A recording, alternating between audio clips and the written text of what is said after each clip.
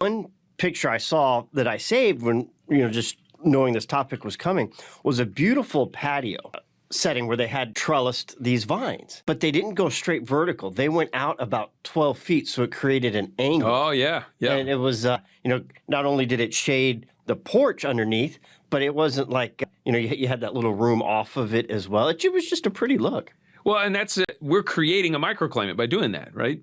And we've actually used that same technique. So you got your 4x8 regular raised beds that everybody's got out there. A lot of people have 4x8 beds. And you can take the same vertical method. And if you want to then grow greens through the summer months, you can actually take that trellis rather than go straight up, angle it off and put your supports on the other side. So it's on the west end is the bottom end of it.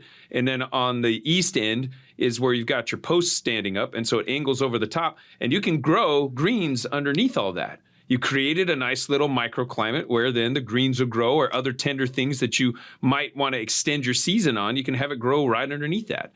And so, yeah, you multiply the amount of things that you can grow just by doing trellising. That's a pretty smart idea, to use the trellis to create a microclimate for something that needs more shade. Yeah, and if you want it shaded all the time, put it on the south end, all across the south end, and then it's shaded over towards the north, and your greens are growing underneath that. It'll be what we call an E microclimate underneath that, filtered light. Or you put it on the west end, and it just gives morning sun, afternoon shade to the plants that are growing underneath it, which we call an A microclimate, one of our best microclimates to grow, especially during the summer.